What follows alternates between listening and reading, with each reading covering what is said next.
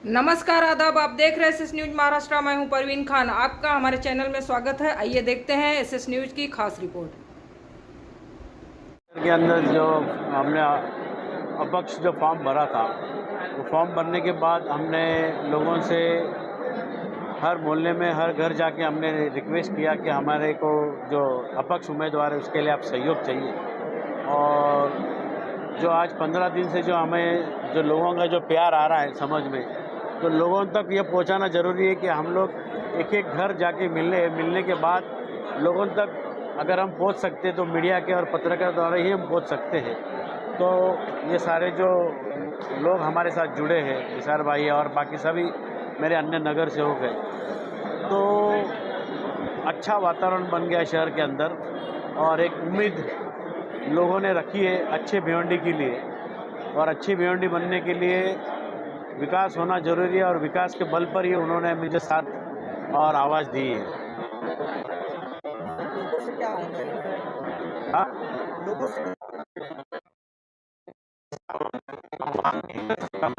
लोगों से गुजारिश कर सकता हूँ, रिक्वेस्ट कर सकता हूँ कि हमने शहर भिवंडी शहर के हम लॉयलिस्ट लोग हैं। हम शहर की उन्नति के लिए चाहते हैं, भिवंडी का डेवलपमेंट चाहते हैं। अगर ईस्ट में देखा जाए कि वहाँ पर एक अपोजिशन का आमदार होने के बावजूद भी इतने गवर्नमेंट फंड देती है, तो यहाँ पर रूलिंग होते हुए भी क्यों नहीं फंड दिया गया। और समय की बात रहती है, तो 5 साल एक बड़ा समय रहता है। तो मैं लोगों से ये कहूँगा कि गवर्नमेंट के साथ में अच्छी तरीके से मिले, और मिलने के बाद जो मूलभूत सुविधा है जो हमारे शहर की, जैसे कि लूम इंडस्ट्री के जो वर्कर है जो जा रहे हैं, अगर लूम इंडस्ट्री चलेगी तो ही भिवंडी शहर चलेगा। और जब खुशहाली रहेगी, बिजनेस अच्छा रहेगा, तो शहर का डेवलपमेंट भी अच्छी तरीके से होगा। सर, अभी बताइए आपका चुनावी मुद्दा क्या होगा? मेरा चुनावी मुद्दा है कि शहर के जो वासी है यहाँ पर, इन्हें अच्छा मेडिकल कॉलेज मिले, इंजीनियरिंग कॉलेज मिले, और मिलने के लिए उसके लिए हमें प्रयास करना चाहिए, और प्रयास होने के लिए जगह होना जरूरी है। इसलिए पिताजी ने पहले से 3 एकड़ जगह पहले से मुफ्त दे के रखी है।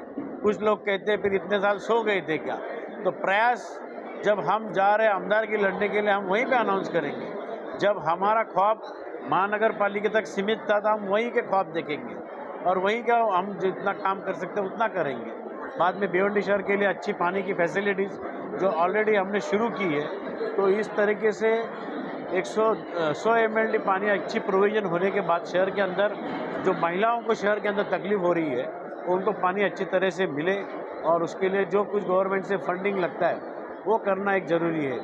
दूसरा, बेसिकली अच्छा तरीके से वेजिटेबल मार्केट्स होना ज़रूरी है, और स्कूल जो एजुकेशन जो प्राइम फैक्टर है, बच्चों की पढ़ाई के लिए अच्छे स्कूलें हैं वो अच्छी तरीके से नहीं है। उसके लिए हम अच्छे कुछ CSR फंड से या अच्छी कोई जो इंस्टीट्यूट है जहाँ कॉरपोरेशन की जो स्कूलें जो बंद पड़ी है, उसको अच्छी तरह से चलाने के लिए उनको हम इनवाइट करेंगे, और अच्छी तालीम बच्चे को हासिल करने के लिए इस तरीके से हमारी सोच और विचार है। सर, पानी की आप बात करें तो निजामपुरा में पिछले 15 सालों से पानी की कटौती है। जब आप महापौर थे तब भी, आज भी है। पानी की समस्या भिवंडी शहर में है, लेकिन हमने जब जब समस्या होती थी तो हमने बॉम्बे कॉरपोरेशन से स्टेम से अधिक पानी लेने की कोशिश की, और उस तरीके से हल की। जैसे जुना भिवंडी के अंदर आप देखने जाओगे तो आज से हमने 20 साल पहले जब हमने सब नगर सेवकों ने MLC की वोटिंग रहती थी, तो हमने बाला साहब ठाकरे के हमने जुबान दी कि हम आपको वोटिंग देंगे, लेकिन बाला साहब ठाकरे ने हमें उसके बदले वचन दिया कि हमें पानी चाहिए। तो हमको उन्होंने पानी 10 MLD पानी 20 साल पहले दिया, तब जाके भिवंडी का पानी स्थिर हुआ। आज रही बात निजामपुरे की, तो निजामपुरे में जो पानी की जो व्यवस्था है उसके लिए एक अच्छी फैसिलिटी या अच्छा फंक्शन, वो फंक्शन कहीं तो अधूरा है। इसलिए पानी की टाकी की जो प्रोविज़न महापौर मैडम के आने से पहले हमने 12 टाकी की प्रोविज़न की थी, वो पानी की टाकी भी पूरी हो गई है, और मेरे ख्याल से 1.5 से 2 महीने के अंदर निजामपुरे को भी अच्छा पानी आने वाला है। सर, एक ब्रिज बना हुआ था भिवंडी शहर में बहुत बड़ा और करोड़ों की लागत से, आज भी उसमें वो सुविधाएं नहीं दी जा रही है जो देनी चाहिए। कौन सी? जो ब्रिज बना है बागे बरबस का, उसमें सुविधा कहने का मतलब है कि वो बड़ी गाड़ियाँ नहीं जा रही है, लोडिंग गाड़ियाँ आज भी नहीं जा रही है। उसके अंदर कुछ टेक्निकल प्रॉब्लम थे, लेकिन उसके अंदर VGTI का कहना ऐसा है कि अगर बड़े ट्रक जाएंगे तो जो मोबिलिटी होती है शहर के वासियों के लिए, जो इजी ट्रांसपोर्टेशन लोगों को इजी तरीके से होना चाहिए, उसके लिए हमने वो ब्रिज बनाए थे। लेकिन कुछ टेक्निकल प्रॉब्लम की वजह से अभी जो टेक्निकल जो इश्यूज आ रहे हैं वो काफ़ी अच्छा अत्याधुनिक आए हुए हैं, लेकिन उस टाइम हमने जो ब्रिज बनाया था तो शायद हैवी लोड उस पर अभी खुद जो VGTI के लोग हैं उन्होंने मना किया, इसलिए उसको नहीं कर पा रहे। इसमें कसूर किसका है? हम कसूर बिसूर यहाँ पे ढूंढने बैठे नहीं हैं, लेकिन नहीं जा पा रहा है तो नहीं जा पा रहा है, कसूर की बात नहीं है इसके। लेकिन उसके बावजूद भी उस पर कई करोड़ रुपए खर्चा करके उसको रिपेयरिंग भी किया गया। तो अभी जो 2 साल पहले रिपेयरिंग किया तो आज तो साबुत है। वही न चीज़ अगर चीज़ बनाई जाती है, वो चीज़ बनी थी 2006 में, 2006 में उसकी ओपनिंग हुई थी। तो ओपनिंग होने के बाद उसकी जो ओपनिंग उसकी जो उसको जो सुधारना चाहिए, उसका जो केयरिंग होना चाहिए, वो केयरिंग 2022 में हुआ। तो उसकी अगर वो केयरिंग के लिए अगर 14 साल 15 साल जाता है तो उसके लिए कहीं ना कहीं कॉरपोरेशन के कमिश्नर का भी जवाबदारी है। तो उसके लिए अभी वो मेंटेन किया गया 2 साल पहले, आज वेल एंड गुड है वहाँ पर। सर, जिस तरह आपने अपोजिशन पे आरोप लगाया कि वो पानी छोड़ के बेचते हैं, 2007 में सारे साजिश और डाइंग को ये सवाल बहुत बढ़िया है, अच्छा है, और ये सवाल का जवाब मीडिया के पास है और मीडिया इसकी हकीकत जानती है।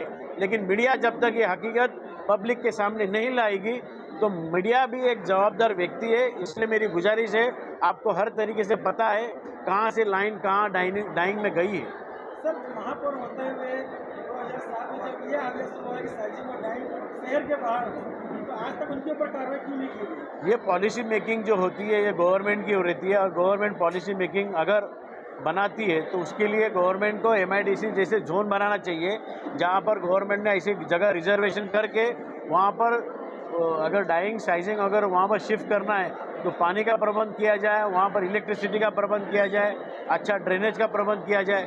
अनाउंसमेंट करने से कुछ नहीं होता है। उसके लिए अभी पंतप्रधान मोदी जी ने भी बोला था कि ब्यूटीफुल सिटी जो बोले थे कल्याण के लिए, क्लीन सिटी या स्मार्ट सिटी, वो बनी नहीं है। लेकिन फिर भी भिवंडी हमारे तरफ से काफ़ी अच्छी है।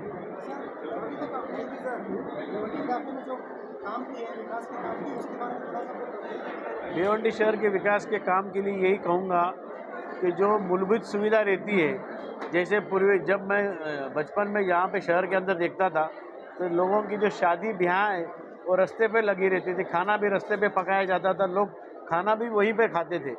तो ये हमारी ये सोच 2006 में बनी और हमने भिवंडी शहर के अंदर 12 कम्युनिटी सेंटर बनाए हैं। 12 कम्युनिटी सेंटर भिवंडी महानगर पालिका एक पहली ऐसी कॉरपोरेशन है जो अपने पैसे से बनाई है, और ये कम्युनिटी सेंटर शादी ब्याह के लिए आज उपयोग आता है। लेकिन ये फंड हमारा कॉरपोरेशन का है। आज इसका जो भाड़ा है वो करीबन 10,000 है, और ये 5,000 और 10,000 स्क्वायर फीट अगर आप कोई हॉल लेने जाते हो भिवंडी शहर के बाहर तो 1.5 और 2 लाख रुपये भाड़ा भरना पड़ता है। लेकिन भिवंडी वासियों का ये हक है, जो टैक्स पेयर है, आज कम से कम 10 या 15,000 में उनका घर का शादी ब्याह आराम और अच्छी तरीके से होता है। उसके बाद हमने पानी की सुविधा बनाने के लिए 12 टाकी की प्रोविज़न की। 12 टाकी आज खड़ी हो चुकी है। उसके लिए एक्सेस पानी लाना ज़रूरी है। तो पानी का महापौर मैडम ने होते हुए 6 साल पहले पानी रिजर्व किया 100 MLD बादशाह डैम से, और वो बादशाह डैम का जो काम है 22 किलोमीटर से जो पानी पाइपलाइन डालना है उसका भी काम शुरू हुआ है। तो 2 साल के अंदर पानी की लाइन भी उसमें ड्रॉप की जाएगी और अपना एक फिल्ट्रेशन ट्रीटमेंट प्लांट अपना खुद का बनेगा। हमने ये भी प्रोविज़न की है कि हमारे पास और भी महिलाओं के लिए अच्छी से अच्छी मार्केट बनाई जाए, छोटे बच्चों के लिए अच्छे से इंडोर स्पोर्ट्स कॉम्प्लेक्स बनाए जाए। इसके अंदर ये सपने पहले मैंने अपने वार्ड में एक मॉडल बनाया और उसमें 100% मैं सक्सेसफुल रहा हूँ। तो ये एक बुनियाद हमने रखी है, क्योंकि जब तक कोई मॉडल नहीं बनता है तब तक शहर को एक उम्मीद जागती नहीं है। तो ये मैं आगे सपना लेके जा रहा हूँ कि ये शहर के अंदर और भी जगह करना है, और ये काम हमने शहर के लिए किया है।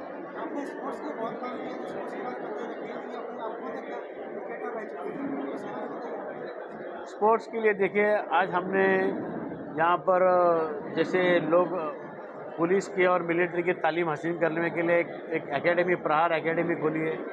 उसके बाद हमने बैडमिंटन कोर्ट खोला है। उसके अंदर फिर इंडोर गेम्स के लिए बैडमिंटन कोर्ट खोला गया है। क्रिकेट के लिए मैडम MCA के मेंबर्स है मुंबई क्रिकेट एसोसिएशन के, पहले कभी लेदर बॉल के क्रिकेट 15 साल पहले लगते थे, लेकिन आज वो क्रिकेट के लिए वहाँ पर छोटे बच्चों को 3 नेट लगती है वहाँ पर सुबह, और एक शाम को नेट लगती है अबव 14 और अबव 14, बिलो 14 एंड अबव 14, ऐसे 3 नेट लगती है। तो बच्चों की तालीम हासिल करने के लिए चल रहा है हमारा क्रिकेट के लिए भी। सर, जिस तरह से चैलेंज जोन पर खर्चा किया जाता है उस तरह से वो भी तरह को मुझे जरा वो खर्चे का अंदाज बताइए कि खर्चा क्या होता है। जब तो वो खर्चे का हिसाब नहीं समझ में आता, मैं समझ नहीं सकता हूँ।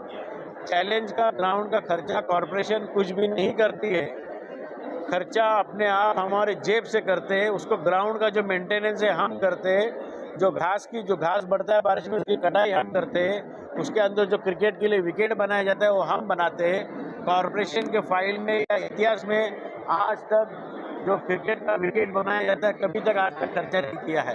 5 साल में 2 साल में कलर लगाते हैं, लेकिन जब तक विकेट नहीं बनेगी तब तक क्रिकेट नहीं होता है। सर, आप विधानसभा चुनाव में अगर जीत के आते हैं तो पहला आपका काम क्या रहेगा? पहला जो काम रहेगा, जो इसको जो ट्रैफिक जाम से उसके लिए मोस्ट इम्पॉर्टेंट है। दूसरा जो काम है, जो मैंने प्रॉमिस किया कि मेडिकल कॉलेज के लिए वो जगह लोगों को एक एडवर्टाइजिंग दे के मेडिकल कॉलेज और इंजीनियरिंग कॉलेज को इनवाइट करना है, और इमीडिएटली गवर्नमेंट से ऐसी कोई मान्यता प्राप्त है उनको यहाँ पर सुविधा, यहाँ पर शहर के अंदर सुविधा बनी जाए। ट्रांसपोर्टेशन ईजी होना चाहिए, ट्रैफिक जो जाम पड़ा है उसको ईजी ट्रैफिक मूवमेंट होना चाहिए। बाकी फिर तो उसके यहाँ जो लूप होल्स है वहाँ पर जो दोनों ब्रिज आके नीचे आए हैं, जहाँ पर दोनों ट्रैफिक जाम हो जाती है, तो वो ट्रैफिक को और दोनों एक ही ब्रिज को कनेक्टिविटी करनी है। उसके बाद वंजारपाटी का जो ब्रिज जो ख़त्म होता है वो ममता हॉस्पिटल से लेकर पोगांव तक, वहाँ पर एक लंबा ब्रिज पूरा ऐसा किया जाए ताकि सारी ट्रैफिक वहाँ से डाइवर्ट हो जाए, ताकि जो भिवंडी के लोकल अवाम है, जो लोकल बच्चे यहाँ पर जो स्कूल में पढ़ते हैं या अवाम का जो मोबिलिटी है वो इसी तरीके से हो।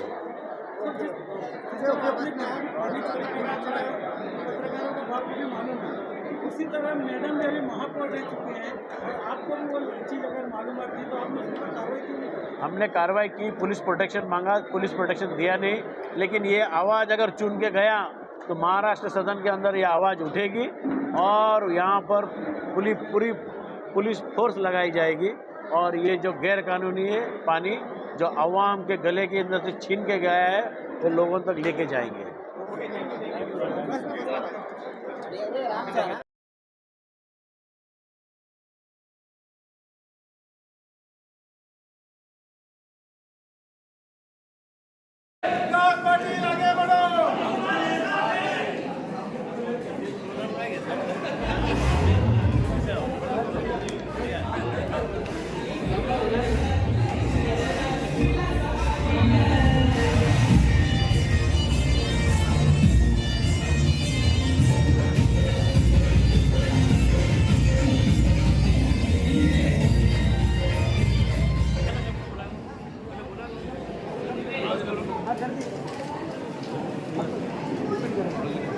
रिपीट करो। हमारे बीच अपने ही श्री विलास रघुनाथ जी पाटिल पधार गए हैं, जो कि अपक्ष उम्मीदवार है, और आज इन्होंने आपके साथ दूसरे नाम का आह्वान कर श्री अनिल केसरी मंजी जी, जो कि 33 वर्षों से जनता की सेवा में लगी, मंच पे आ जाए जिनका नाम पुकारा गया है। जोरदार तालियों से सभी स्वागत करें।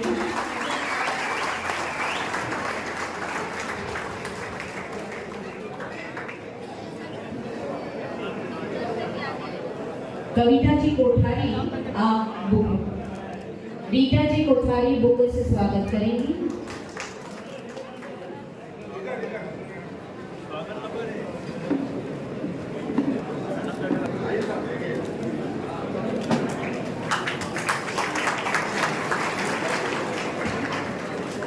मैं श्री भंवरलाल जी से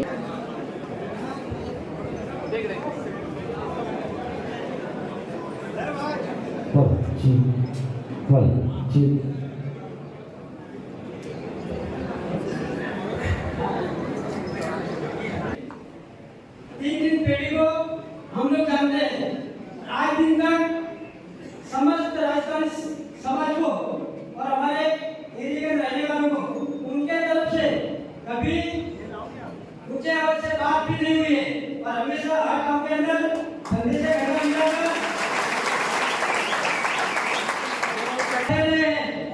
तो अभी दिन आ गया है और उनके सामने सभी भिवंडी वासियों को अभी हमारा सबसे बड़ा पर्व दीपावली गया है, उसकी हार्दिक हार्दिक शुभकामनाएं। मैं श्री विलास सिंह पाटिल का क्या परिचय दूं? इनका परिचय देना सूरज को दीपक दिखाने के समान है।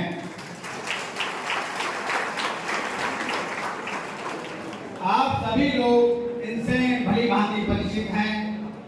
ये काफी समय तक भिवंडी निजामपुर शहर महानगर पालिका का प्रतिनिधित्व कर चुके हैं, महापौर रह चुके हैं।